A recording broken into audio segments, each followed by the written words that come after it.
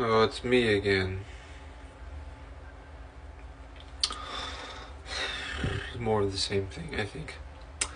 Um, I feel like there's this disconnect between God's perspective and our perspective, and how we come to Him and we're like, "Help me improve, make me better," which is basically communicating the unbelief, which is, "I believe I'm lacking. Fill this place."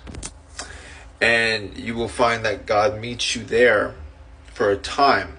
But where He really wants to take you and where you're going to experience freedom is the freedom, the revelation, the understanding that you're brought into your wholeness in Him. The righteousness of Christ, you are whole in Him. It's no longer about looking to improve, which is kind of crazy because it feels like that's what people hear. I'm lacking, help me improve. I'm lacking, help me improve. And I feel like it's way more subconscious than we realize. You have this whole man of God, woman of God movement thing, which I guess became popular because of social media. And I don't think I've never had a conversation with God where He's like, I want to make you this man of God, right? No, I think we came up with that. And it's very much of us trying to fill a space that we don't understand anything about, right? We're coming to Him and we have these ideas and these attributes and this is what this looks like to be this man of God, this woman of God. Help me become this man of God that I was made to be.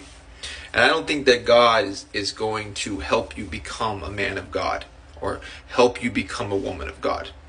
But instead, He will call to the deepest part of you, the deepest part of me, and He will claim you.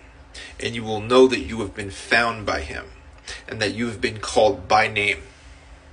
Man of God, woman of God is too generic for you. It is too generic for me.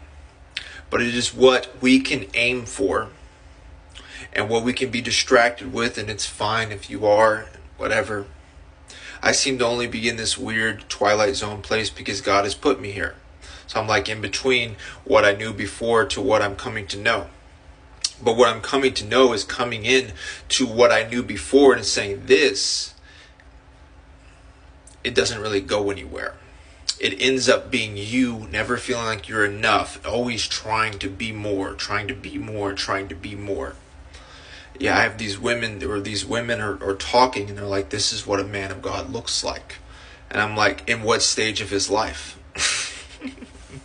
Like we want it to be so black and white, so cut and dry. And I'm not telling women to go be with men that don't have these attributes, but that these attributes speak to a knowing and understanding of oneself that goes far beyond the description of man of God, woman of God. And we can be greatly deceived by the attributes, one who is working in their own strength to become this man of God, this image of what it is that women want, or flip reversal or whatever. And we can be, oh, that's it, you have it. There's security in this because you are doing what you were supposed to do. You are showing up every day and you are trying to be better. But there's something in me that gets really pissed off about this. Because I don't like religion. I don't like the games. I don't like the distractions. I don't like the things that we're trying to do. I don't like the miscommunication that we have with God. Where His perspective, the light of His perspective is saying, no, surrender what you think you're supposed to be, who you're trying to be. And come into the perspective that you are enough to me. And then me building the man of God or the woman of God, it has nothing to do with you aiming at doing anything. But you surrendering where you cannot see, that brings you into understanding and knowing that I have called you by name. He doesn't call you man of God. He doesn't call you woman of God. He calls you by name.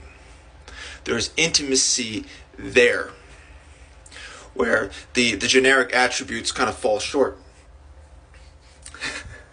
In a lot of ways, I would be discredited nowadays as a man of God But in a lot of other ways, people would say that's a man of God. You see how it's just not really that good. It's not really that good. And to me, it can't help but end up with more striving. But I see it as this place that we are beginning. But where we are beginning is in a place that we can't see very clearly. We believe that we are lacking. We are trying to fill this space that we don't understand. He comes in and he will meet us there. But he meets us in this delusion that we are in. And the way that you will be set free is for the delusion to be exposed as delusion, and for him to say, surrender your understanding to me. Surrender your perspective to me. The Holy Spirit comes in and reveals the truth to you. Jesus knows you by name. There's intimacy there. But I can see us trying so hard, and the aesthetic and the whole, it's so nauseating to me, the whole social media thing that really makes this a thing now. It's like a whole thing. We have an image of what this looks like. But this image is propped up by our own self-effort, right? That underneath that is this understanding that is built in darkness and teaches us to manage that darkness. And I think for maybe for the majority of people, this is good enough for them. But it's not for me. And I look at something and I say, that's a crooked foundation. And it's okay that you were there, but this to me is the righteous anger of God, the Father that is in me. He's like, I don't call you man of God, woman of God. I call you by name. You are mine by name. And surrender your perspective to me, and I'm not going to get you to be a better anything. But one, I am speaking to and who you are becoming, the most authentic version of you. You. Because there's something about aiming at this man of God, woman of God aesthetic that is, you lose your voice, you lose your personal conviction. We are substituting these things. We are aiming at something that we think we can see. And I can see it's all being pulled in this direction. Especially when you have more people doing it. More people are doing it, more people are doing it. But at the core of it just seems to be people that believe they're lacking. And they're always going to feel like they're lacking until that perspective is confronted in them, right? Where you are met with the Father that says, I don't see you the way that you see you. Surrender how you see you and receive how I see you. And man of God, woman of God will pale in comparison to how I see you. And then you will become alive in a way that is not generic at all. And it doesn't depend upon you striving to be better or do anything. You are not holding this. You are not aiming at this. You are not aiding me in you becoming something. But I am speaking to you and saying, I know you by name. The hope in the future that I think that is of freedom for us is one, that we come to know that he knows us by name. So the self-management has to go. But the self-management is so popular. It's so damn fucking popular, isn't it? It's so widely received. Why do you think that is? It's because at the core, this is what I believe. Take back the Holy Spirit. People believe they're lacking. Right? We are having a different conversation than the one God is having with us. We're trying to get on his page, but it doesn't work that way. He will have to get us on a new page. He will have to give us new eyes and new ears to hear a new thing. And that new thing will not be man of God. It won't be woman of God. It won't be a better version of you. But it'll be a more authentic version of you. One who knows that the Father knows me by name. And what that comes with being a son or a daughter to the Father who knows me by name. Man of God, woman of God aesthetic that gets burned up in the fire. You can leave the verses off the Instagram and leave the gym, bro, and all these, because this shit doesn't go anywhere. It will have to be confronted at some point, and I hope that it does.